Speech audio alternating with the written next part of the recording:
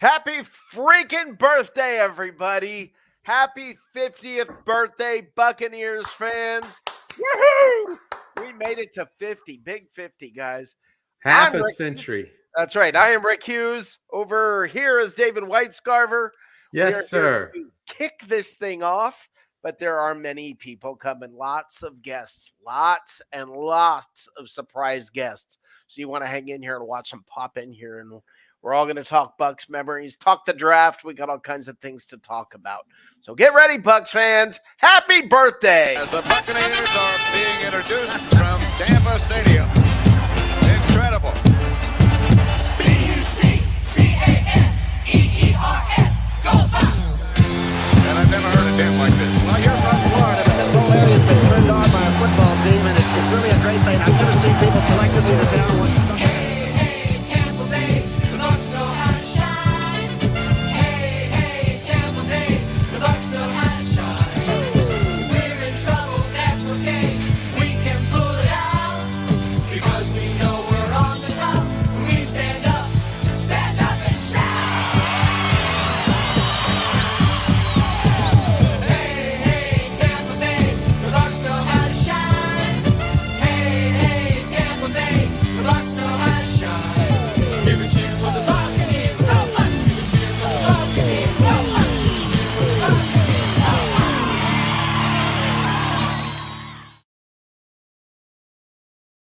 All right. I'm getting chills. Oh, my. Bring Happy back those 70 bucks. That's right. Happy freaking birthday, everybody. All right, Dave, I'm a little jacked up. I'm a little excited about this. It's kind Oh, of after that song, how could you not be? My 50 goodness. years ago. 50 years 50 ago. years ago. Dave and I became Buccaneers fans. We're in our early 30s, so I don't know how this works. Yeah, I don't know. Yeah, I don't know how the math works. There's way too much gray going on over here to maybe in my early 30s. So, guys, long story short, I'm going to be quick about this. At Shenandoah Elementary School, Dave and I used to be in Orlando. We're kind of the only kids running around wearing the creamsicle T-shirts and gear that go Bucs, and we were mocked relentlessly by Doll fans because they were fairly new off of their season, off of their undefeated seasons. And the Buccaneers, as you might know or heard, some of you may have even been around for the Bucs, sucked. That's fact. But we got beaten brutally. I'm going to bring two people in here. First of all, I want to bring in Carter Brantley from Bucs Report Creative Loafing, the RBLR Bucs podcast. I don't know if you're Rebler or RBLR. You're going to have to tell us about that, Carter. I'm sorry about that for not knowing. Welcome to the stage, Carter. Thank you Happy so much. birthday. Oh, word. I appreciate it. My birthday's actually in June. My personal birthday's in June. I won't say the specific date. June what? No, June what? No, you ain't stealing my credit card information. No, sir. I'm June 4th. I'm June 4th. There goes his credit card information. Fair enough. I'm June 12th. I'll Okay. If anybody gets my person, listen, if you steal my identity, you're going to be calling me back asking me to take it back. You're going to say, please take it back. I need, get your creditors to stop calling me. Yeah. So anyway, what a mess. But yeah, it's RBLR. You had it right the first time. You're good. Okay. No worries at all. Excellent. Welcome. Thank you. I appreciate it. Yeah, it's good to be here. It's great to be here. Yeah. And if we're going to do this, you're from Bucs Report. Let's bring him in to the stage. The dude. There he is. The dude. How you doing, dude? Hold on. I'm taking. I don't know what he just said. I'm afraid what he just said. No, he's taking something, and I think we can all figure out what he's taking. I mean, there are a bunch of different answers. It could be. Actually, that's true. It may be orally. Never mind. That could also. But happy birthday. Anyway, thank God he didn't show up in his birthday suit or something. Yeah, hopefully not. I don't not over. Yeah, it's not over. The night's not over. For sure. Carter, what's your favorite Bucs memory? When did you start? When did you become a Bucs fan?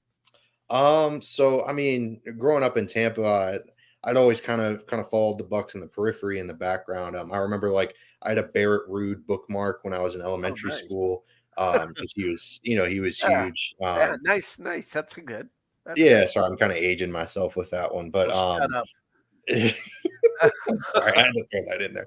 And I had the Rondé Barber bookmark too because it was really cool. It would include the little schedule as well for the Bucks. Yeah. I remember my dad played the national anthem for the Bucks. He's a trombone professor at USF, Wow. and That's fantastic. yeah, so it was a Bucks Titans game. So I got to like go down on the field with him. It was when I was like 7 or 8, and I got to see Vince Young up close, and like it was a really cool experience. But when he was playing, John Gruden was the head coach at the time, and he was unsure of when the Jets were flying over because they tried to time it up perfectly. Right. John Gruden pointed up to the Jets, and then that's when my dad knew to cue everyone in to finish the anthem. 'Cause he was conducting a trombone choir of students from USF. And wow. yeah, so that was a cool memory. And then John Gruden was like, "Yeah, I was a sousaphone major in high school or something." So like he that. knew. Right? So he knew. Right, So he knew. everybody knows that. Right? Exactly. No, you just pulled a Right. John Gruden sousaphone reference out. You don't get that anywhere else. That's right. That's right. Because so it was a cool experience, and yeah, it's just Raymond James is such an amazing stadium, and growing up in Tampa, it's hard to avoid the Bucks. So yeah, I've kind of grown up with the team, and yeah, it's been a fantastic experience for better or worse. For better or worse. Oh, that's cool. That's cool, dude. You ready? I said I was stealing Carter's information, damn it. Oh, And right It kind of cut you off. So. Right when I say that, I got hacked by some Chinese guy. I don't know. yeah. He was busy stealing the rest of ours. Are you abiding well, dude? Well, I mean, abiding is kind of a fluid term at this point. Let's just say, Everything's fluid. thank God tomorrow is the day that it is. Because, I'm ready to write an article mocking every mock draft ever mocked by everybody. Okay, and real quick, we got a long list of people coming on here. It's going to be amazing. Shout out, and I'm going to say it wrong, Carter. Shout out to the Rebler guys, from the Rowdies to the Rays to the Lightning to the Buccaneers.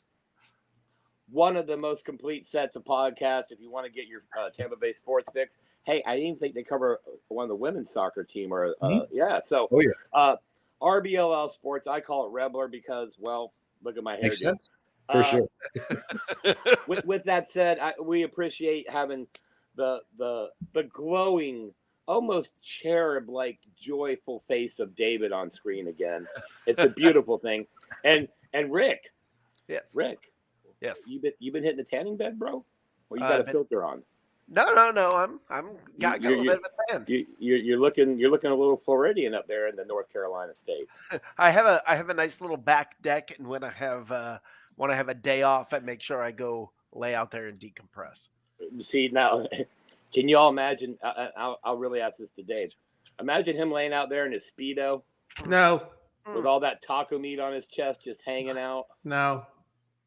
Gross. No. No. I want to be able to finish the show. Come on now. Hey, don't ask he has to leave and do something else. Don't ask. But 50 years ago today, the small podunk city of Tampa was awarded an NFL franchise. Now, 90% of the people at Bucks Report weren't even a twinkle in their father's eye at that point. And that, my friend, is why we're doing this tonight, because the old heads on the top of the screen, one of the younger guys, Carter on the bottom, and everybody in between, from Youngry to Buccaneers to the old Sombrero to throw McKay in the Bay, the Yucks, 0-26 to the only. There's a book about that. Hey, I've met that author. We've interviewed him for RBLR. We'll have an episode with him. This is it right here. I got the book right here. Yeah, Jason Buick. He's a great dude. It's a great book too. Yeah, he's super cool. Absolutely, it's a great book. For those of us that lived through the 0-26, you made it. You are now the fans of a two-time Super Bowl champion. You hear that, Saints? twice as many as you. You hear that, Atlanta? Never mind. Carolina. Hey, we're going to find out real quick if Baker made Dave look good or Dave made Baker look good. We'll just throw that out there. And off subject just a wee bit because you know me. Hey, PFF, how in God's green earth do you have the Bears and the Saints ranked in the top 10, let alone ahead of the Bucs in the top 10? Let me ask you a question, because the graphic PFF was power rankings for the NFC heading into the draft, meaning the Bears haven't drafted a quarterback yet. So who's their quarterback right now? And that's the ninth best team in the NFC. Are we really doing this? It's very strange. It's very strange. Now, that said, you heard a little animosity, almost angst in my voice from saying that. That's from the 0-26. That's the difference between the older people who are like, oh, they lost? All right, well, cool. And the young people are like, oh, my God, we got to blow up the franchise. Dude, we blew up the franchise. It brought us Richard Williamson. We blew up the franchise. Hey, that's my coach. We blew up the franchise for you slightly older. It brought us Greg Schiano and Toes on the line, okay, with a side dose of MRSA. So excuse us if we're a little cynical, but that, if you watched a punt returner forget that he's returning the punt, if you watched a kicker try to throw the ball and it went backwards, if you watched the rain flow down the stairwells at the old Sombrero, you can understand me and someone like Rick is coming from. But with that said, I don't want to go too bad on that. Happy birthday to the organization.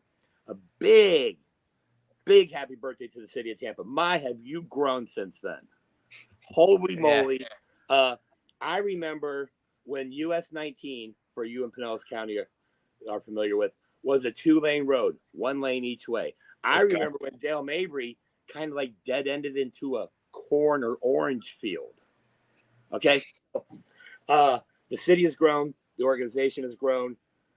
Most of us as fans have grown. Unless you're on social media, then you're probably not grown up very much. With that said, all 21 people watching, we appreciate you. Take a big pat on the back. You made it to the 50th anniversary of the Buccaneers being awarded a franchise by the National Football League to the city of Tampa. And let's be honest, Rick, it was touch and go for a while. We almost lost them back in the pre-Glazer days. I would argue we've lost half of our stadium to the opposing fans almost every home game since then. But we're here. We're 2-time defensive champs. And guess what? We got a quarterback who bakes. We got a receiver heading to the Hall of Fame. We've got draft picks galore. And of course, I have to go back to this. Make sure you go to the RBLR Bucks podcast page on Twitter and their channel on YouTube and check out their mock drafts. Check out Creamsicle Chronicles. They're doing a bunch of mock drafts. Don't read my mock drafts. I'm using a dart and a dartboard. Seriously. Don't hurt yourself. Aren't we all? Aren't we all? But what I wanted to do, because I kind of just shared a bunch of my little BS stories, I think Rick and Dave being the, I want to say senior most guys on screen right now, because I think you two are older than me. Do I have a cane? I mean, what is this? Well, I mean, What do you say? What do you say? What? Speak up. This is my good ear. Handicap parking spaces for you, so this will have to do. We want to say, as we head forward as BucsReport.com, obviously, but more as so as fans of the Tampa Bay Buccaneers, just remember, just because you think it, you don't have to tweet it. Okay? Help me help you. There you go. Okay? Ask your mom, your wife, your sister, or even your child, is this okay to tweet? 9 times out of 10, it won't be. With that said, I know you got a lot of stuff to do. I'm going to jump back scene because I see the room filling up. I do want to give a little sneak peek. Carter's probably familiar with this gentleman. Mr. Bucks Nation James Hill is on deck. Boom. He will be coming here shortly. Dude, while you're at the RBLR Sports Podcast YouTube page, get over to Mr. Bucks Nation. This dude has been doing Bucks content since before content was content. Okay? Yep. He's the man. He is hey, this will make you smile, Rick. To quote our famous former employee Nick Citro, Mr. Bucks Nation is the GOAT of Buccaneers podcasters. Just throw that out there. Okay? I'm going to jump off. I will be back. Carter, we appreciate everything you do. Carter's Corner. He also wrote articles all year for us. Walk the Plank, Captain's Table, which if you read, you probably went, wait a minute. Are we talking about all the Bucs here or just like every NFL team? Every NFL team. That's right. But like they used to say for us old heads back on the Jim Brown show, thanks for the vine. I'll be back, my friend. Rack 'em. All right, that was awesome. I have a Awesome. stat that was one of my favorite stats. Okay. Is that, you know how we caught it from Dolphin fans back in the day in elementary school? Yeah. Since 2474, when the Bucs became a franchise or awarded a franchise, the Miami Dolphins have won a grand total of zero Super Bowls, while the Bucs have won 2 Super Bowls by a combined score of 79-30. Just thought I'd throw that out there too. Nice. Happy birthday. How's Happy that frickin' taste? birthday. Let's get Mr. Bucks Nation in here. All right. Mr. Bucks Nation. Hey, brother, how you doing? Doing good, Rick. How you doing? Thanks for having me Good. on, man. Greatly appreciate it. I'm glad you're here. Man, it's a fun day, guys. It really is a fun day. You guys are too young to know it, but long time ago, this was a very special day. I will tell my story in just a little bit. I'll tell my story about, I very specifically can tell you a memory of April 24th, 1974. I have a very specific memory about the Buccaneers becoming a franchise that I'll tell you guys about in a little bit. But, Carter was just telling us his story about his dad actually playing the trombone. Yeah, well, he was conducting. Conducting. Yeah. Yeah, What's your favorite memory? My favorite memory? Yeah. Oh, man, there's a lot. I mean, in recent memory, I would say the 2020 Super Bowl, just because, when the Bucs won their first Super Bowl, I was 5, I believe. So you were sentient for the last one. I got you. Yeah, I was a full-grown human being. So I would have to say, obviously, the 2020 Super Bowl is certainly up there. I would say that would probably have to be my favorite moment. Okay, excellent. I mean that's a good one. It really is a good moment. Carter, as you look forward, when you look ahead, is this team on track? Oh dear, that's a loaded question. I don't know. I think so. I love to sit on a fence whenever you ask me a big picture question like that. That's my favorite thing. I live in the gray area. Maybe it depends. Right? Yeah, exactly. I'd make for a great politician. They say because of that. No, but anyways, I think so. Honestly, I really do. They're in the right division to be winning divisions, even if they have maybe not the best team. Right. Yeah, and they're really on track because they've got a lot of really young guys mixed in with some veteran pieces. So they can have the leadership, but they can also have the youth to kind of drive home everything. And I really like Baker Mayfield. I think he's got a really nice future. And even if he doesn't, I think the contract that they set up for him is really nice because if he's not successful, if they need to jump ship, then they can move on. They can move on fairly quickly and fairly painlessly. So I think we're on the right track. Even if they move on from some of these pieces, it's all good. I think they've got the front office in place to really replace a lot of those guys. So yeah, short answer, yes. Okay, excellent. Tell everybody where to meet you. I don't want to keep you hanging around too long. Where does everybody see you? So at CT Brantley 12, that's my Twitter handle. And like we've been talking about, I really appreciate the shout outs at RBLR Sports. Definitely find me there. You can also find me at Bucks Report, obviously, and Creative Loafing. I still do a lot of work for them. So yeah, definitely check me out there. I really appreciate y'all having me on, and happy birthday to the Bucks. This is an exciting time. 50 years, that's half a century. I mean, my goodness. I don't know what I'm gonna be doing when I'm 50. Hopefully, I'm still kicking around somewhere. Oh, shut up. It's not that old. Well, it's not that old. I don't have one foot in the grave and one on a banana peeling. Holy Yeah, give me cow. a break. Yeah, man. I bet 50's a while ago. I mean, I don't know what you picture 50 is like, but I promise you'll be fine. Man, I can barely picture 30, much less 50. Yeah, but I'll take y'all's word for it. I really appreciate y'all having me on. Have y'all a great night. Yes, sir. Y'all too. Go Bucks. Do great work, Carter. Thank you. All right. All right. So now it's your turn. Tell me who do you think the Bucs should draft?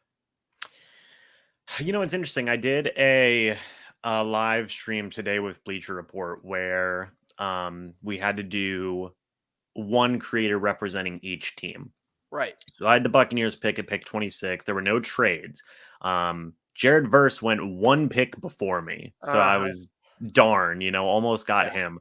I went with Kool-Aid McKinstry, but that was Okay. simply because a guy like Jackson Powers Johnson or Graham Barton was not on my board. I feel like any one of those three guys are in play, be it JPJ, be it Graham Barton, be it Kool-Aid McKinstry. None of those guys would necessarily surprise me. I think it all matters on how the board falls. If all those guys are available, I would probably go with JPJ or Graham Barton just because the need for interior offensive line is so huge, right? Yeah. And we heard Jason Light say to the media, I think like a week and a half ago, about how they want to invest in both the trenches. Right. And how that is so important. And whenever you look at JPJ and Graham Barton, it's an upgrade over center. And Robert Hainsey, he's been the starting center the past couple of years. He's been okay, but you can certainly upgrade there. If you do go and get a center as well, you can try out Robert Hainsey at left guard. A lot of people forget Robert Hainsey was competing for that starting left guard spot before Ryan Jensen went down with his injury. So I say that to say this. Getting a guy like Graham Barton, getting a guy like Jackson Powers Johnson would probably be one of those two guys I would pick if they were on the board. My ideal world, I would Barton is my pick. JPJ, JPJ, yes, certainly not going to be upset by. But if I got to pick, I would say trade down, stack picks up for next year. Stack picks up. Just trade down some picks, get a first rounder for next year. But I'd love to have 2 first rounders one year, wouldn't you? I mean, go ahead and there's options, and this team built a lot on offensive line in the offseason. They already have a better line than they had last year. So I think, I want Jackson's Power Johnson because I love saying Jackson Powers Johnson. I want a career with a guy like that. I mean, to me, losing Jensen, he was my favorite Buck. So I'm still hopeful somehow, some way they're going to come up with something so he could someday somehow make a comeback. But I like Jackson. Physical impossibility at this point, but other than that, no. Well, I mean, AI stuff is going to help, right? So I will say this. I don't know if you guys saw this. I saw this on Adam Schefter's page. I guess they compressed the data on whoever at Paul Hembo. Do you know who he is, Mr. Bucs Nation? I do not. I do not either. Okay, they calculated the percentage of first-round picks that hit or miss based on whether a player signed a second contract with the team or not. And the center position was a hit. There were 11. It was a hit 11 times, only 1 miss by a team. So 92% success rate when you draft a center. That's kind of a big deal. Offensive tackle, 59%. There's that much of a drop between the first and second. The most successful position to draft, the one that they have the most success picking out who's going to be successful, is at center. So maybe it's that time. Maybe it's that time. Yeah, I mean, the Bucs haven't drafted a dedicated center, for the longest time. I mean, it's been a long time. Like the Tony Mayberry kind of comes to mind as like the last dedicated center they drafted. So I agree. I think it is time. Jensen had a good many years with the Bucs. You had Robert Hainsey have to fill in for the past couple of years, but I do believe it is time to upgrade at that position. Yeah, I agree. Listen, I don't know how busy you are. Do you want to stick around? I'm going to tell my story for what happened on this day. Okay. Yeah, for sure. April 24th, 1974. I was running downstairs at my house, ready to run outside and play wiffle ball with some friends. in the front yard. And my mom said, "Stop." I stopped. She said, "Sit down." I can still picture so many details about the kitchen, the horrible wallpaper, the colors and everything that were so sunflower yellow everywhere. That was the color of the time for your kitchen. And I remember it so vividly, sitting in the chair, wanting to go outside. And my mom saying to me, "You're going to listen in a couple minutes here. There's going to be a press conference coming on WDBO 580 in Orlando. You're going to listen to this press conference. There's going to be a football team in Tampa, and you're going to be a fan." And I remember saying, "What's Tampa?" I said it to her. "What's Tampa?" And she goes, "It's a city down the road, basically. And about an hour down the road." And I was like, okay, but we had just had the Florida Blazers WFL team. And I was briefly, we had them. Right. I just thought, okay, is this just another football team that's going to come and go? I said, "So another team?" And she goes, "No, this is an NFL team. And it's the day 50 years ago today." I said, "A what?" And she goes, "An NFL team." I said, "So this team's going to play against Fran Tarkenton?" And she said, "Yeah, I love Fran Tarkenton." I said, "They're going to play the Vikings." And she said, "Yeah, but you're not going to root for the Vikings." And I said, what? And she goes, "You can root for the Vikings whenever you want, other than when they're playing this team. This is going to be your team." She didn't give me an option, right? And forced fandom. Well, I was like, how to parent. I get to go to the games and I can see Fran Tarkenton. She said, "Yeah." And I'm like, okay, cool. And we listened to this press conference and they announced, can anybody here tell me who they announced as the owner? And in chat, hold on Dave, don't say anything. Okay. I know. Can anybody tell me in chat who they announced was the owner of the Tampa Bay Buccaneers? Can anybody in chat tell me who the original announcement of the owner of the Buccaneers would be? And the cost of the franchise was going to be $16 million. Does anybody know who the original owner was? Nobody is saying Hugh Culverhouse. Bravo, because Hugh Culverhouse was not announced as the original owner. Dave, who was it? Mike McCloskey. Ed McCloskey, I think it was. Ed McCloskey. Yes. I'm sorry. He was a tire magnate, a tire guy in Tampa. And as dude put in the comments, and he is correct, his credit card declined. He couldn't come up with $16 million to own the Buccaneers. So this highfalutin attorney who tried to buy the Rams previously and failed, Hugh Culverhouse, was given the opportunity. Boy, did they Rams ever dodge a bullet. Yeah, and he bought the team. Yeah, real quick, if I could make a reading recommendation to everybody. I'm actually reading this book now. Yeah. It's called The Yucks, 2 years in Tampa with the losingest team in NFL history. There you go. I've got my hard copy. Mine's across the office. I've got mine back there it. as well. Really, really good book by Jason Vuich that gives a lot of insight to really not just the early years of the Bucs, but really that what you guys just described, that entire scenario surrounding the team, what led up to them becoming a team, since this is obviously the 50th anniversary of the Bucs. I think it'd be a really good read for people. It's pretty enjoyable. Yeah, I agree. Actually, it's great. It's actually very entertaining, and especially to old folks like me and Dave, it takes us back to our childhood. We were there. To you, I understand. It's like reading about the Civil War. To Dave and I, we were there. Come on now. Give yourselves some credit. My gosh, you guys aren't dinosaurs. Depends on the day. Whenever they say you're only as old as you feel, I'm like, crap. But no, that's awesome. That is awesome. And good plug for the book. It's a couple times you guys have heard this today from folks that book is really a great book. And Dave and I both also can sit here and tell you same thing.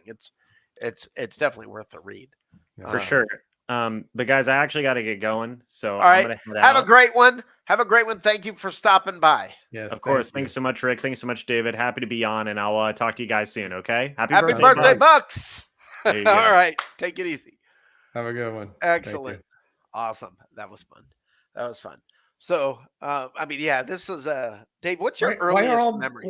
Why are the only these young guys coming on? What is this? You know? Dave, everybody's younger than us. That's what you realize. What's up, dude? To answer Dave's question, it's called math. Yes. That's absolutely right. The majority of the population of this country and great state of Florida is younger than we are. Yes. We are residing, well, not so much Rick, but Dave and I reside in what we call Heaven's Waiting Room, Florida, where you come to die and do weird stuff on the internet. Do you know what they call people like me here? We're called halfbacks. It's halfbacks. Well, what usually happens is people who live up north move down to Florida, and then they go halfway back. And so they're I was called going to say halfbacks. that makes sense considering that the Panthers haven't had a halfback in how long? Yeah. Hey, Nice. Dave. Yes. No, I'm sorry. I should preface. My bad. Hey, Mr. Canales, please run the ball on first and second down again every fucking game, please. That'd be awesome. Yeah. Sorry about the F-bomb, but I did taper it off. It's like, we've got some guests coming up. Former Buccaneer player, Boom. James Canada. No, not that Canada. The Canada that isn't America's hat. We've also got the gentleman this is who awesome. just showed up in the back room. This Now, is listen, awesome. listen, This is awesome. Put your wife and kids to bed. Well, Yes. keep the wives up because he's a sexy mofo. But put your kids to bed for sure. Ladies and gentlemen, Bucs Report, BucsReport.com. Bucs Report LLC is not responsible, nor do we condone anything that I say or the gentleman coming on. But let's just say one Brace thing real yourselves. Brace Happy yourselves. quick. Mother effing birthday. Dude, if you guys listen to the radio in Tampa Bay anytime in the last 20 years, if you've ever been on social media, you know who Lou from Port Richey is. Rick, without further ado. How about Lou without further ado? What's going on, guys? Happy birthday, man. It's a pleasure to be on the show, man. And I can't believe I'm here, brother. It's draft day tomorrow, brother, and it's something to look forward to, man. I'm hyped, man. How you guys doing? Doing great. All that is awesome. All the it's exciting to tomorrow's exciting, but the last 50 years. I mean, when did you become a Bucs fan? I became a Buck fan. I'm originally from New York, and so I moved down here in the Tampa Bay area, like in '94, and so I started working locally, and a couple of guys were like, "Hey, man, let's go. I got a couple extra tickets to the Bucs game. Let's go." And so I started going, man, and at the time, I believe, what was it, '94? We were just starting to ramp up, man. Yeah. Nickerson was here, brother. Yeah. The next year, we drafted. Of course, we drafted I believe we got a Sapp and Derek Brooks. Then we got All-Star, Johnny Lynch, and it's just started building up, man. And I finally got my season tickets, man, and it was just I had my first season tickets the year we made it to the playoffs. We closed down the Sombrero. We had that game against Detroit, man, and Barry, man. Barry was there, but we held up, man. We held up. We won the game, and I believe we went to Green Bay the next week, man. And we gave them everything that we got, man. Yep. But from there, man, it was just, I'm here, man. This is my home, and I You've just definitely figured out how to make a name for yourself around town. Well, I just go out there, I just try to do what I can, brother. I just try to hype up every Buck fan out there for the game. If I'm fortunate enough for anybody from the team to watch, I don't know if they do or not. I know Jason does, but who knows? But I put a little something out there, brother. Yeah, just a little something. Huh. A little something. That's it, man. That's awesome. Who do you want him to draft tomorrow? If we look ahead, who do you want him to draft tomorrow? Okay, so for tomorrow, I'm if Latu's there, we get him. But I've been leaning towards Newton, man. If we get Newton and we put him on, we got Newton on one side, Cansey on the other, and Vea up front.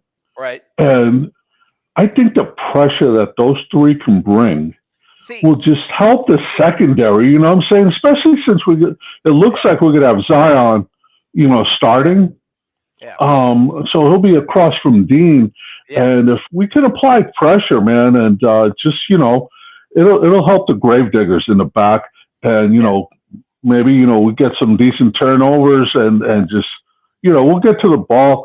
I'd like to get a decent, outside linebacker, now that 45's gone, we'll see what we can get, in the either second or third round or who knows, you never know how it's going to go. I think it all depends on how the teams pick in front of us, and that's how it's going to go. I wouldn't even mind trading back and get a couple extra picks, if our guy's not there, Yeah. Well, I want to see one thing I want to say about this, and I kind of agree with you. Look, we've improved the offensive line in the offseason already. So let's say with the first round pick, we go ahead and go edge. All right. We go ahead and get an edge rusher.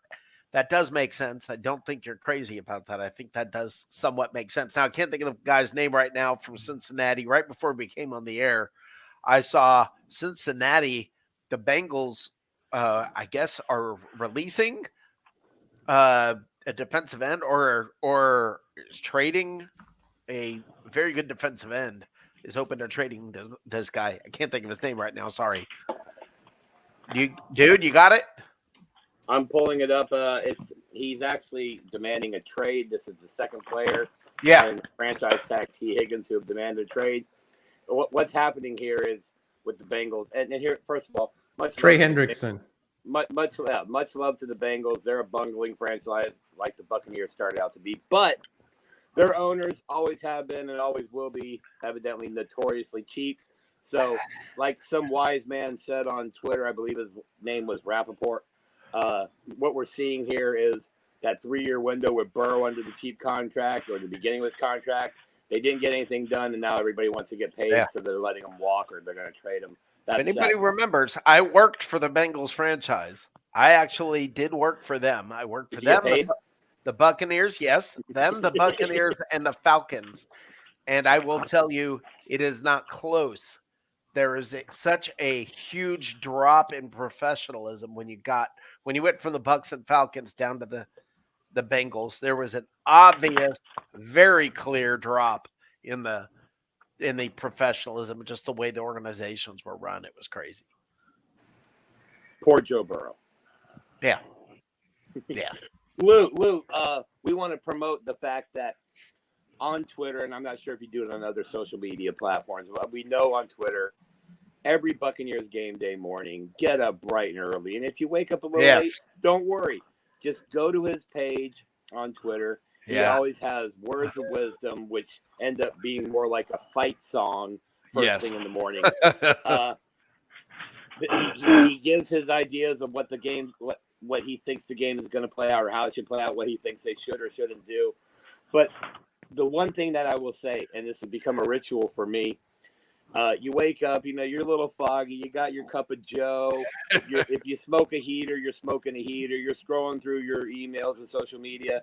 If you want to wake up, click on Lou's page. The dude jumps out of bed with his hair on fire as a Buccaneer fan. I think one of the earliest ones I've seen is like 4:59 a.m. or 5:01 a.m. on game day morning, and he's like, and you'll be dropping F-bombs ready to go. screaming at your television, ready for the game to get started when like you a listen true to pirate would. Absolutely. Like a true pirate would. And here's the thing.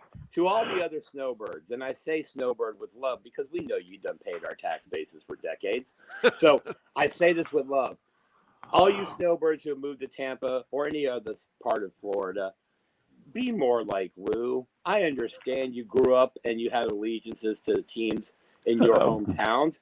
You can still root for them, but support the local team. You're paying taxes every time you buy something to support the stadium. At least show some supporter love.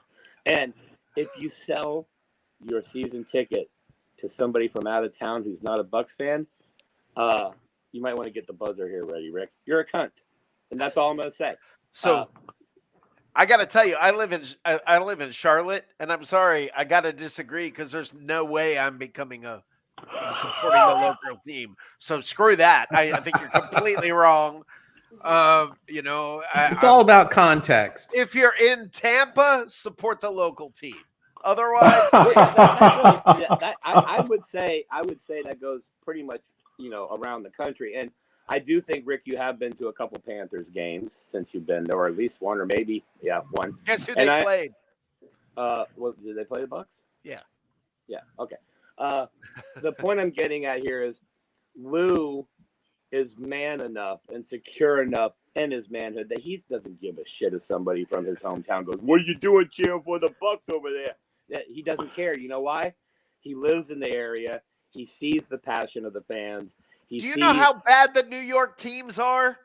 Well, nobody's going to say that. Nobody's going to say that to him. If I became a Panthers fan, I'm not worried about you. You guys would be looking at me going, "Is Rick okay?" Well, there was like 3 plays last year where Jets fans were all hyped. First 3 plays of the year. Yeah, Aaron Rodgers looked great running out of the tunnel. That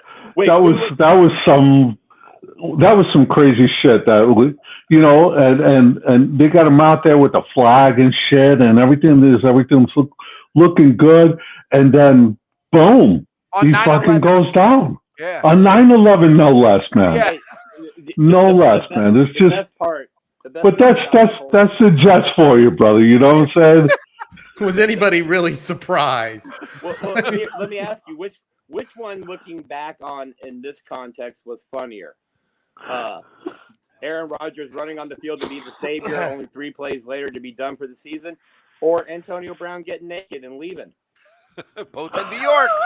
Only in New York, bro. Both in New York. I think Rodgers takes the cake, brother. Personally. Yeah. Hey, Lou, tell everybody where to find you. It's Port Richie Lou on X, on Twitter. You can find me there. And like they said, man, every game day, brother, you come and see me on Sunday morning, and I'll get you right. Yeah, I'll get you right on game day. Seriously, the man on Sunday mornings on game day. You are the man. So everybody, please tune into him. The whole idea is just getting you hyped for the game, even at 4:59 in the morning, brother. When my dog wakes me up, that bastard. Awesome. Thank you for coming by. No problem, my brothers. Happy birthday. And thank you for having me on, my brothers. Yes, sir. Thank you, Lou. We appreciate you, Lou. Be good, guys. Thank you, sir. That was awesome. No problem. Hey, this next guest needs a little bit more of an introduction. He doesn't need one, but he should get one anyway. Well, let's refer to him more in a royal sense. There you go. We all are fans. We all talk football. We all live and breathe football during the season, most of us. No comment. Nobody on screen that was directed at, obviously. But now we're going to bring an actual Buccaneer, a former Buccaneer, probably one of the nicest professional athletes I've ever had the privilege to communicate with. But the guy who won't hesitate in bringing a little bit of sauce if he has to. And with that said, I think James, because we're all talking about our stories, about our memories from back in the day. Imagine what James has for us. Oh, yeah, this is going to be awesome. former Buccaneer defenseman James Canada. Big No, game, again, James. not the one north of us, not America's South Canada, the real Canada. Live, I believe you're still in the Lone Star State, correct? Yes, I am. Yes, Joining I us am. live from Texas, the man, the myth, the legend, former Buccaneer James Canada. Big game, James. How you doing, brother? Man, what's up? Appreciate that, guys. Made me feel good about myself. Man, Like I am. Come on, we are thrilled to have you here. Here, let's get this. There we go. It is. I mean, James, it's a pleasure to have you here. As a Bucs fan since '74, I mean, having you on here, it is an honor. But the question we've been asking everybody, because yours is going to be a whole different perspective. Give me your favorite Buccaneer memory. Oh man, it's a boatload, and it's crazy because sometimes when I get back with the guys, I'm like, oh damn, I forgot that happened, and it brings back memories. But when I was talking to Keith earlier today, man, one thing I still remember first and foremost was just being drafted by the Buccaneers. It was a crazy situation, falling where I did in the draft, but it's being like the perfect situation. But one of my most fondest memories is that first mini camp the weekend right after the draft. My locker is right next to Hardy Nickerson. Between Hardy Nickerson and Alshon Singleton, who, outside linebacker from Temple. And Hardy's like, hey, rookies, y'all better make sure that this locker room is clean before you leave here. And Alshon's not a rookie, but he goes, I ain't cleaning up nothing. And Hardy turned around, he said, what'd you say, Rook? I'm the only rookie left in the locker room, right? I was like, I didn't say nothing. You ain't gonna clean the locker room. But I'm gonna see if you're not gonna clean the locker room. And I'm like, I didn't even say. What did I do? So, you gotta read down Anthony's cracking up, laughing, work done. They're falling, they're just cracking up like, hey man, you better hurry up and get out of here for Hardy. Get ready. I was like, I ain't took a shower yet. So I was like, he ain't gonna do nothing. He just talking. So here it is. I go, I shower, I get out. I'm sitting on a little stool. This is old One Buck place right by the airport where the rats, the rats, you inhale jet fuel out on the football field. So probably all still have lungs that work right now, right? So I'm sitting down on the bench in front of the locker, pull a little stool out. I'm getting dressed. So here it is. I'm in underwear, maybe I think an undershirt, getting ready to try to get everything on and catch the shuttle back to the team hotel for mini camp. Yeah. I heard, where you going? What you doing? I was like, man, this locker room mess. I told you better not move.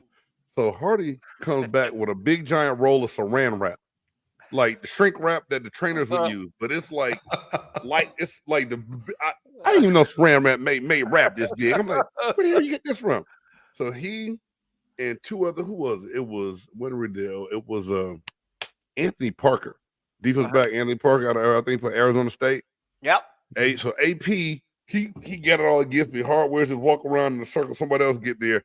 And he's like, if Todd Washington walked in, he was a rookie in my draft class. He's like, hey man, what shut up, don't say nothing to you next. So Todd leaves, he goes back to the lounge. They come back and they said, y'all better not cut him loose for 30 minutes. So here it is for 30 minutes. I'm shrunk wrapped from my neck all the way down to my ankles. And I had to sit in the middle of the locker room for 30 minutes, just people walking by laughing. Coach Dungy walked by, he shook his head, he kept going.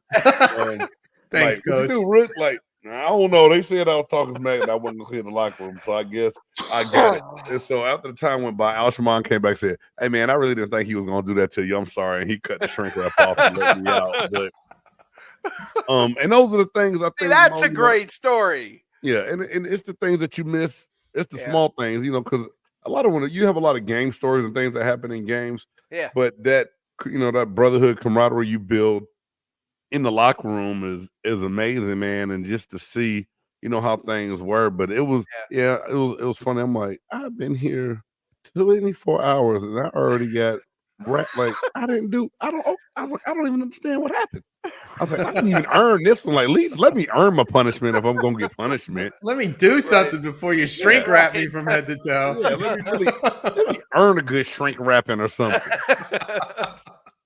That is awesome. That is awesome. Rookie hazing. I know they've always got him carrying equipment in from the fields and all kinds of things. That's not a story I've heard. Shrink wrapping them in the locker room. Yeah, and we've had it. We really had, honestly, at the time, we had it good because, like, compared to some of my friends that were on other teams in the NFL, Coach Dungy wasn't a big hazing guy, so he wasn't all about trying to shave off some, but one half of their head or shaving an eyebrow and things like that, or doing like rookie skits. Right. But every now and then he allowed for a good shrink wrapping to happen. That is awesome. He would allow for a good shrink wrapping to happen. So yeah, that's probably one of my favorite memories and things I like to tell people because they just go, "What? Really? Yeah, that's great. That's great. You were talking about the draft. You were talking about how it felt on draft day, which is pretty appropriate right now because there's some kid out there right now. Do you ever think about this? There's some kid out there right now in his living room feeling like you did the night before the draft, who's just not sure what's going to go down, who tomorrow is going to have that memory. He's going to be there with a Bucs jersey. He's going to, or he's going to know when he goes to bed, when he pillows his head tomorrow night, I'm a Tampa Bay Buccaneer. Does that all go through your mind? It's like a million things because going into it, between what scouts tell you, position coaches, general managers, your agent, you don't know what's going to happen. Yeah. And it was one of those things, and I tell people all the time when I talk about my journey to the draft, which was shameless plug, y'all can check out on Big Game Sports Entertainment Network. You check out Games Journey to the Draft. But I talk about like it's just 9 million things coming at you. Different people tell you different things. And the one thing I would tell any young player is you can only play for one team. Yeah, you're auditioning for all 32 with your work, your resume. But at the end of the day, you can only play for one. So don't worry about how many teams want you. It's the one that really wants you that's going to make the most difference. Yeah. And going into it, I talked to so many other teams that Tampa became a small blip later on, like, getting closer to the draft, start having more conversations. No, my agent said, "Hey man, Tampa might make a real play. I think they really like you more than they've been saying." I was like, I did fly out and talk to them. I've been to Indianapolis, I've been to Baltimore, I've talked to Jackson. Been to Jackson. I was like, those are the three teams I've been talking. When I met with them, hey man, if you land at us in the third, fourth round, we're going to take you. So Tampa never came up, but you get all this thing, all these guys telling you all these different stories or what they're hearing and what's going to happen, and then the draft starts. And, I knew I wasn't the first day guy. So I knew, back then it's Friday, Saturday, Sunday. I wasn't a Friday, I wasn't a Friday guy. No big deal to me. I'm still watching it, cheering for other guys. And you get to the point where teams starting to say they will take you or your phone starts ringing. There's teams on the phone like, oh, yeah, we think we'll try to get you here. The other guy wants this one. All right, we went different position. And so I got to a point, man, on draft day where that Sunday came around, the 6th round started. I looked at my mom. I said, look, I was like, this is cool. I was like, something's going to happen. If, y'all see something on TV, just come get me. I'm going to lay down. So we were in Reno where I went to school in Nevada. I went in my room and I laid down. And all of a sudden my phone rang and, we had call ID just came out. I'm aging myself, but it wasn't built on the phone. Like you had to plug the phone into the call ID and the call ID into your phone. So my mom looks down and says, it says Tampa Bay. You know somebody in Tampa Bay? And I'm like, I jump up. I'm about to. I was like, get it on. I'm like, Tampa Bay, that's the Buccaneers. She said, oh, the Buccaneers calling you? And my mom's so oblivious to like, why are they calling you right now? Mama, they call you when they draft you. She's like, you think, oh, so she's going crazy. Shh, we don't know what the conversation is. And so I answer the phone and say, hey, James, is this James? I'm like, yeah, this is James. He said, hey, how you doing? This is Tony Dungy, the Tampa Bay Buccaneers. And my mouth was just like, blah, blah. I'm like, really? So he gets to talking and he said, well, why don't you talk to, hey, congratulations, we're getting ready to turn your name in. Here, I want some other, so then I talked to him, Rich McKay, Mark Dominic, Tony Dungy, Rob Marinelli, Monty Kiffin, talked to everybody. And then I was like, well, I'm like, damn, and when you're watching it on the TV, you've never like been on the phone, you don't know all those different people in like that 1 minute segment is going to come in that fast. I mean, like you're on the phone, like talk to like 20 people in 1 minute, and then it's like, don't go anywhere because the secretary's got to book your flight for minicamp. So stay on the phone. God rest Jill Hobbs, man. Oh man, she was so awesome with the things she did for all of us back in the day. But long story short, they said we're about to turn your name in now. So now I'm back in the living room, turn my TV back on. to see Kuiper and all the guys on the stage, just to see, hear the little noise, the pick is in, and then see my name, James Cantor, defensive tackle, University of Nevada, on there, go by the TV. I had the VCR all set up and recorded it, and I think I must have watched it about 100 times the rest of that night, man. Just because I still couldn't really believe that it happened. Yeah, it was sinking in. Wow, yeah, fantastic. Yeah. I mean, I've thought about this. I've thought that's got to be a moment, that maybe I can't understand as a fan. I think, okay, yeah, you're excited because you got drafted, but it's not that. I can tell you this. I remember the days just as a kid, I don't even know how old I was, just standing playing football with friends or by myself in my front yard with the basketball, taking shots and picturing, oh yeah, it's the, a final second shot, buzzer beater for the win. Or, you think about playing in the NFL, or you think you put the work in.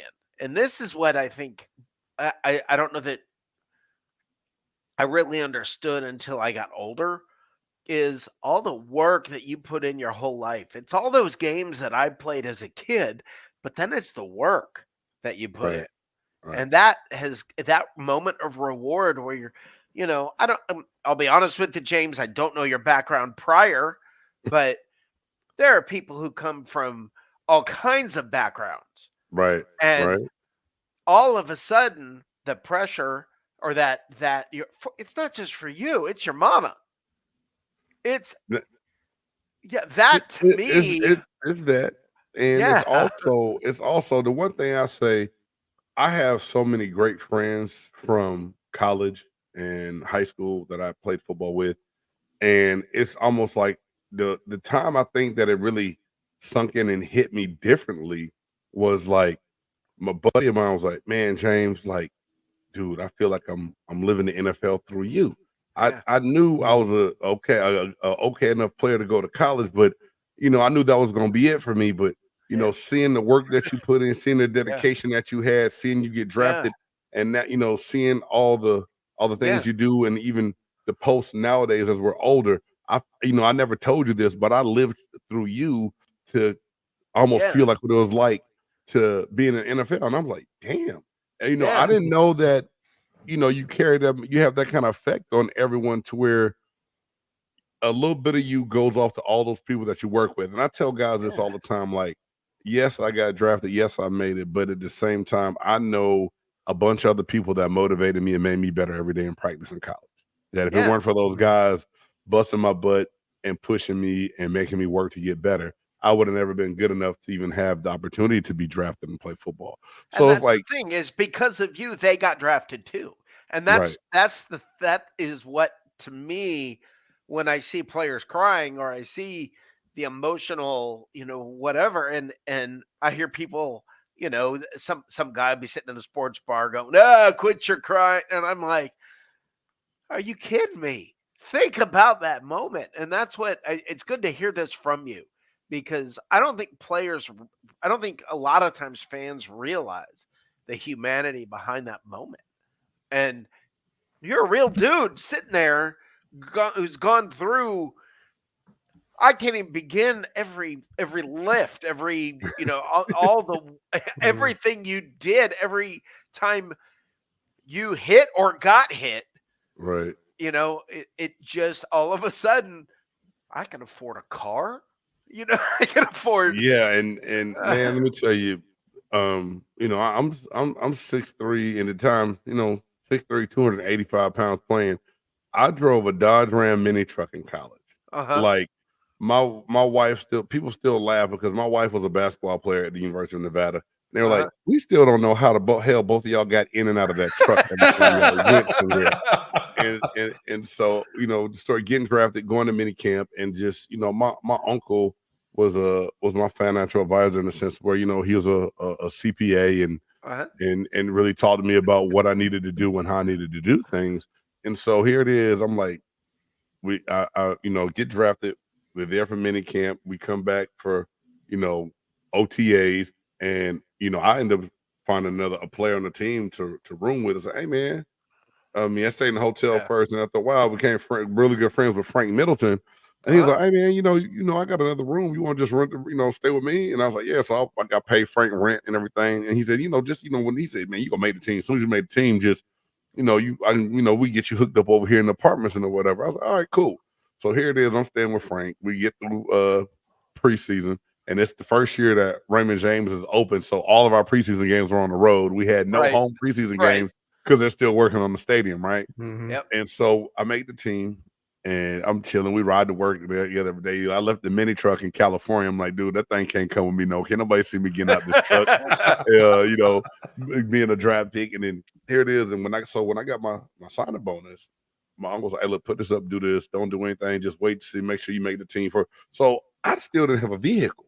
We're getting rides with guys on the team and everything else. So we get probably like 4 weeks in the season. Frank says, hey man, you ever gonna get a car so you could be a ride to work sometimes or whatever? I said, yeah. I said, yeah, I'm gonna get a car. So that happened. I finally went out, got a car and everything else, man. But I was just like nickel and diming to death. And finally, like, hey, I said, yeah, they already approved me for the apartment too. So I guess I'll go ahead and take that again, and I'll move out too. But we lived in the same apartment complex, like right across from one another. So it was like all the young Buccaneers were over there. Yeah. And shout out to Parker's Landing. That's awesome. That is awesome. What a great memory. I mean, that to me, that's what tomorrow, when you watch the draft, remember these stories. Remember this stuff, because this is the reality behind it. Do you remember that first check? Do you remember getting that first check? I did, and that's when I really realized what federal income tax was and how different the check looked. Because it's so funny. What happened to it? And so this is the thing, because I remember this. So like, I get drafted, do the whole minicamp thing, and then then you go back. I went back to school to finish up the semester in Nevada before we had to report back for another minicamp and OTAs and stuff, right? So I remember we're on the shuttle leaving the field house, getting ready to go back down to like dine somewhere on campus, and guys, hey man, what you gonna do with that signing bonus? I said, man, I'm thinking about. I've always wanted a Chevy Tahoe, so I'm about this truck. I might do some with mom. Then we'll put the rest up and just get ready to have some money saved, and then now, Grant, this was 1998 when I got drafted, and that's my agent always talked about. Look, hopefully we go between here and here because this is what the average signing bonus. This is what your salary is going to be your salary. That's not changing.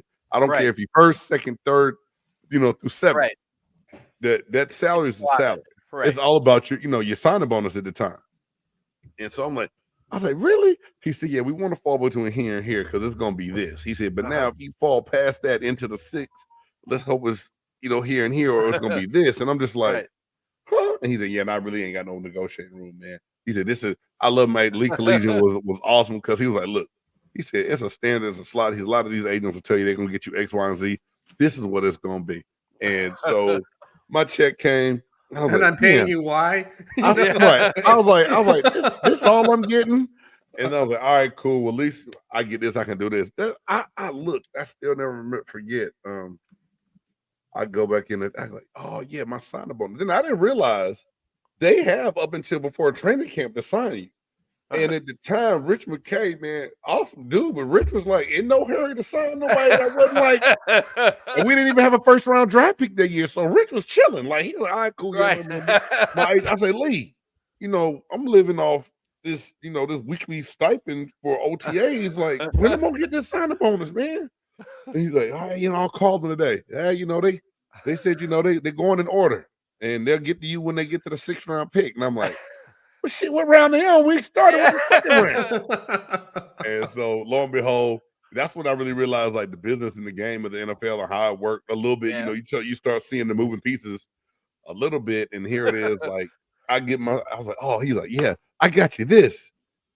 And I go to one book place. Like, all right, man, hey, James, we need to sign here, here, here, and here. Like, all right, cool. Go right there. They got a check cut for you. I go and I'm just like, wasn't no direct deposit. And I'm just like, Where's the rest of it? Yeah.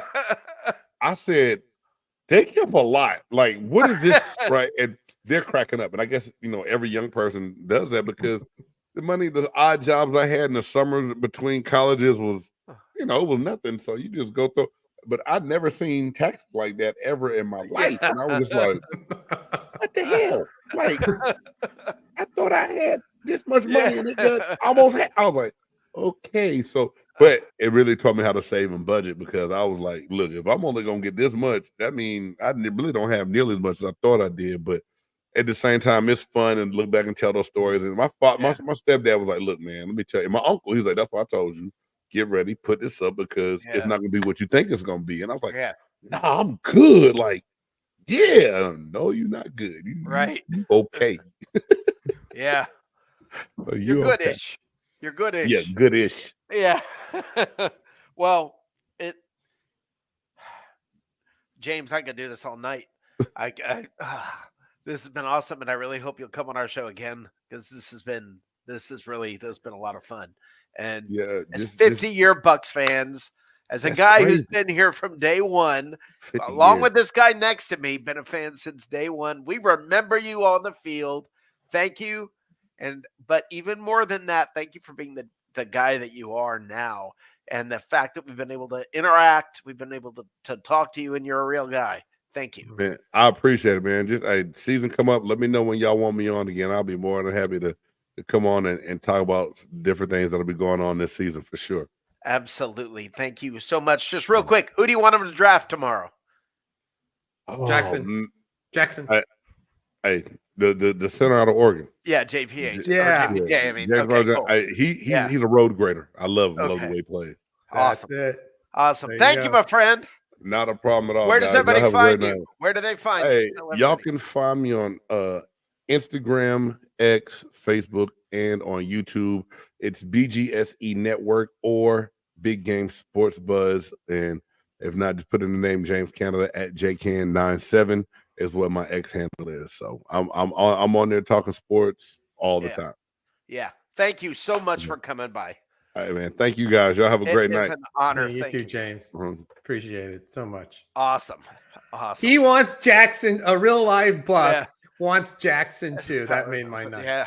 Yeah. There you go. And Todd, I will give Todd from Winter Park credit. He's been screaming for him. He's where I heard his name from. Is Todd from Winter Park calling me? I want this guy in the Senior Bowl. He owned the Senior Bowl. So Todd, you may get your way. We'll see, dude. It's gonna happen. Hey! No one's gonna ask me who I want the Bucs to pick. Who do you want to pick? All right. Well, first of all, I'm a fat guy, so obviously the Buccaneers, who I don't believe, as James, Mr. Bucs Nation pointed out, have drafted a starting center since Tony Mayberry.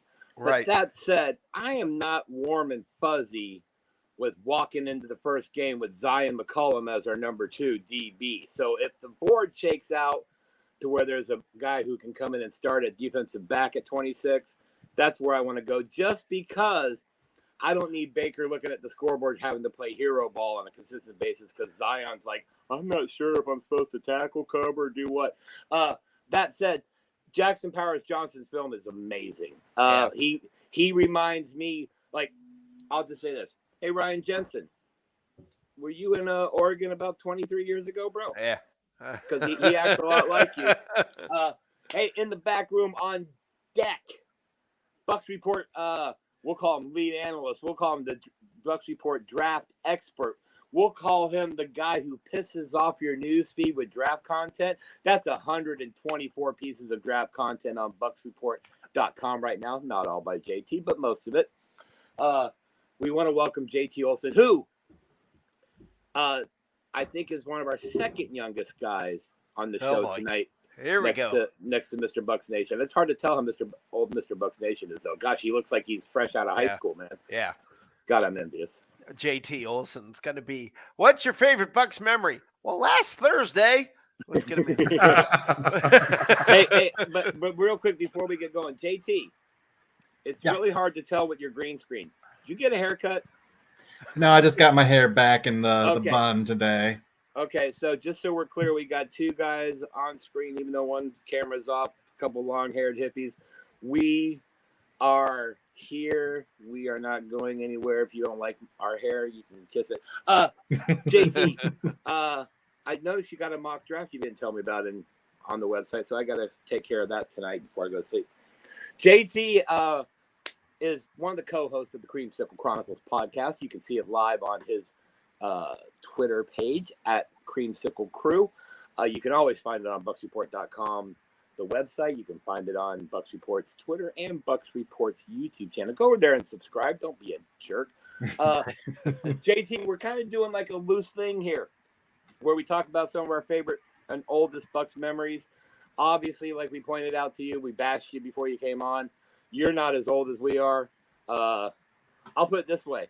I actually watched a Bucs game on a black and white TV, and that wasn't abnormal back then. That's how old we are. But I want to point out, and that's the beauty, one, of social media and the way things work today in today's world. That's the beauty of BucsReport.com. We got guys as old as me, all the way down to the younger guys like JT. Carter isn't exactly, an old man. We've got plenty of other people coming on tonight who are in a more favorable demographic for marketing, shall we say. Before we go on, I want to touch on one thing. Dude, you totally missed the chance to ask James Canada if there's cockroaches in the showers when he was with the Bucs like there are now. I mean, well, Rick mentioned the rats. So. I did mention the rats. Hey, real quick, and I'll jump off because I like to give more screen time to JT and these guys. Real quick story. Way back when I was probably, let's say, 17-ish. So that would be 1987. We snuck onto the Buccaneers practice field with the trailers next to the airport. And we actually funneled a couple beers, did some other things that weren't legal then, are now. And we got caught and we got run off until we were never allowed back there, right? Right. And my response was, like, we want to come back here, dude?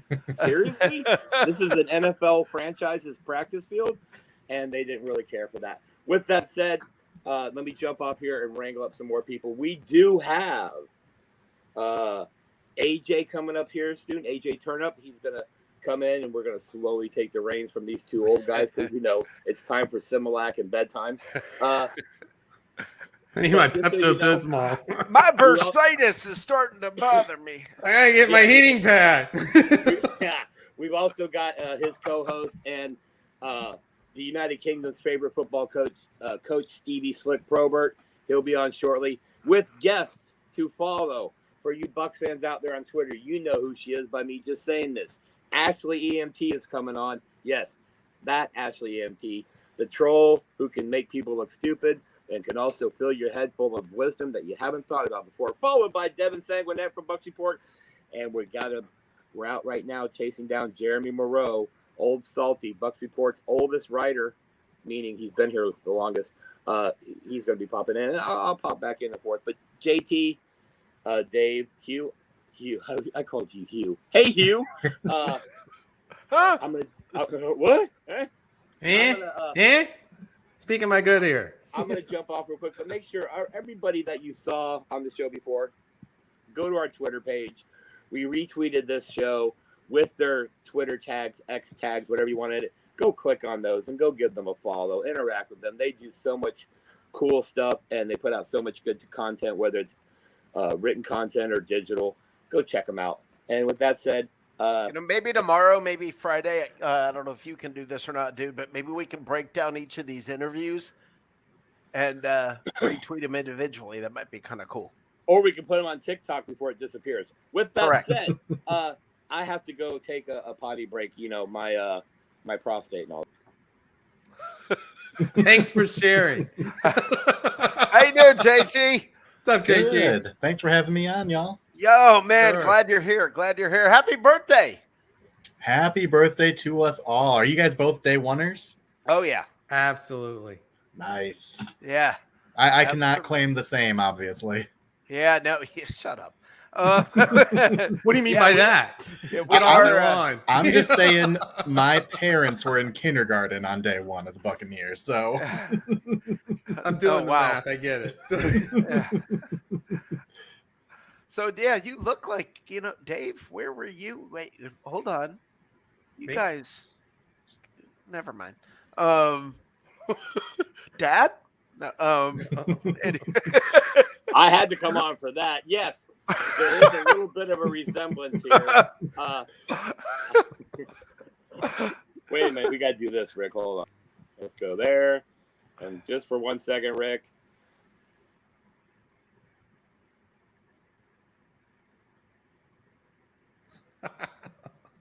Reunited, and it feels so good. We just had to point out how similar you guys are. Oh, Rick, what happened? Okay, there we go. Dad?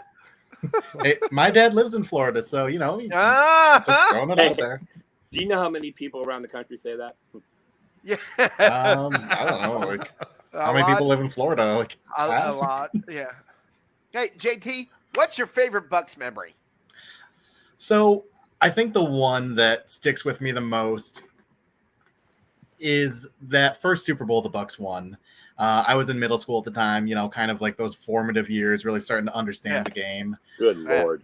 It was that Derek Brooks walk-off interception. It really, the game had been over. They were stomping the Raiders, but just that moment, he throws his hand in the air. It's just that final dagger. I loved that moment. Me and my buddies were watching the game at my house in my basement and, just going crazy. It was just a good time. And that's one of my favorite Bucks memories ever. Yeah. Here's the sad thing is that being a fan since 74, you had Buck traumatic stress disorder you're still trying to work through. I was nervous as a turkey before Thanksgiving until that clock was 0000 because I'm like, they're gonna blow it. Oh, they're coming back. They're gonna blow it. They're gonna blow it. Yeah, and that even happened this last Super Bowl. It's hilarious. It really is hilarious. It was 31-9, and there's like 2.5 minutes left, and I'm like, what's gonna happen? I'm just gonna get the ball back. Oh my gosh. I was still stressing. I felt it the most recent one because I'd had, Bucks related trauma since then. Right. Back in 7th grade, it was like, we lost to the Eagles in the playoffs last year. I don't know. We could lose again. Right. Or, I didn't even know what stress was. Oh, 15 years of just getting stomped into the dirt. It's just, I couldn't even feel anything from the Bucks until we made it back. Welcome to the Buccaneer experience. 12 years of 10 or more losses in a row. Welcome to the Buccaneers. Before they play as many games they do now. So. Yeah.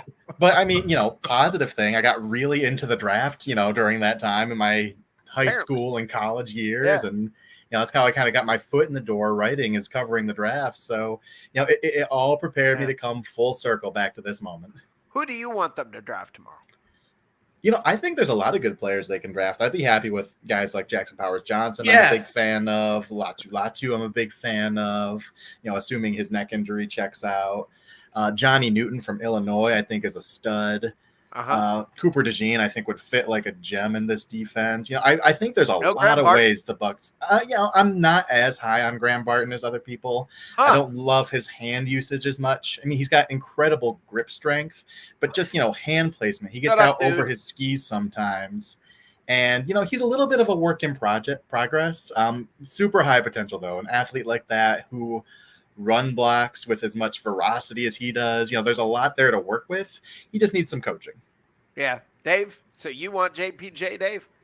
Yes, I do. Jackson Powers Johnson. Yeah, I think it's kind of a running theme that I think everybody I really want him to trade So did down. James Canada, too, I might add. Yeah. The guy from Tallahassee wants Jared Verse. I'd be happy with Jared Verse, too. I don't think he'll be available, but if he is, he's one of the guys I'd put down that if he's available, I'd be perfectly happy with that. Now, are the Bucks going to draft a quarterback at all? Spencer Rattler. I would like Spencer Rattler, but I just don't think they're going to invest the draft capital in, round 2, round 3 to get him. They might throw a dart at a guy like, Carter Brantley in the 7th round. Just a depth guy, a guy who can be on the practice squad. Wait, Carter Brantley. He played for. Is it Carter Brantley? Played for Bradley. Southern. Bradley. We just had Carter Brantley on the show. Yeah, I might have just Freudian slipped that because I listened to that interview. But the kid from South Alabama, he was at the Senior Bowl. Bucks love Senior Bowl guys. He's a small school guy. Yeah. I like him. He's got some tools to work with, and you're looking for a depth quarterback down the line to replace Kyle Trask next year. Yeah. What about this Division III guy that apparently the Bucks have been poking their head around? Do you know who I'm talking about? Oh, the quarterback from. Yeah. I have no idea who he. I couldn't tell you a single thing about him. From Podunk. Yeah, whatever. Yeah. I think that'd be that. That just reeks of a Jason Light, either final round of the draft or free agent. That just reeks of Jason Light. Does Jason Light really like the Senior Bowl players, or is it just the free Reese cups you get when you go there every year? No, that's what I like. We'll find out. We'll probably find that out tomorrow because Jackson Powers Johnson apparently he owned the Senior Bowl apparently. At least he was a brick wall down there, and there were some of the best defensive tackles in the country at the Senior Bowl. Learned that from Todd from Winter Park. Have you ever noticed that the offensive centers, you know how some of them do that weird crouch before they hike the ball when the players are lining up and they got their butt almost on the ground? Yeah. Is it just me, or the ones who do that are always total mean animal road grading badasses? Glass eaters, I think they call them. Yeah. It's not part of something I look for in my evaluation process, but there might be something there. Well, I mean that's an analytic for sure. Nice. Okay. That was funny. Hey, Very nice. What jersey is that? Is that an Evans jersey? Oh no, this is a Tom Brady jersey. It's not a creamsicle Evans. No, I've got a creamsicle Tristan Wirfs jersey in my closet. I'm saving that one for tomorrow. Oh, you do? There you go. Oh yeah, courtesy of my folks over at Bucks Report. Everyone should check them out. They're good people down there.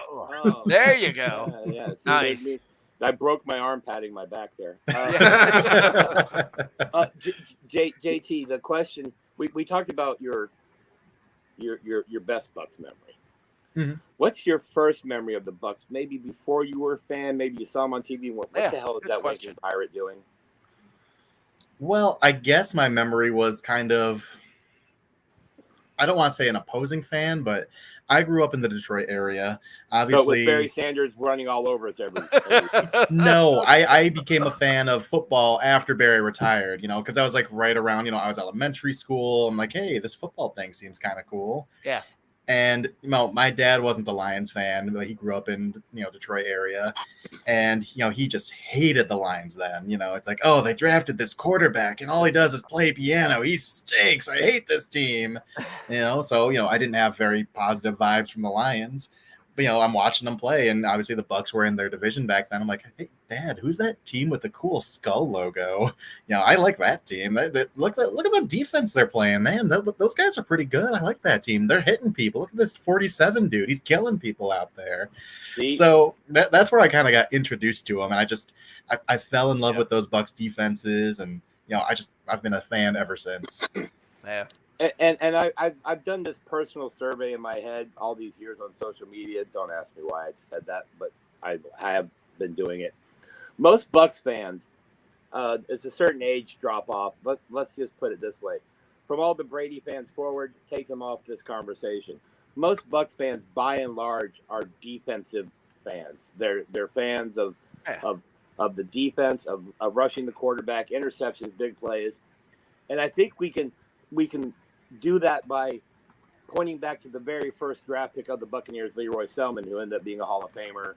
That kind of started the cultivation. Let's be honest, our offense was horrible. Hell, one of the pictures I still have from way back in the day is quarterback Steve Spurrier standing next to head coach McKay, and Steve is grabbing his package, and I can only imagine what was said. Like, hey, you want to go in there and play the end of the game when we're getting kicked 36-0, and Spurrier's like, yeah, right here, buddy.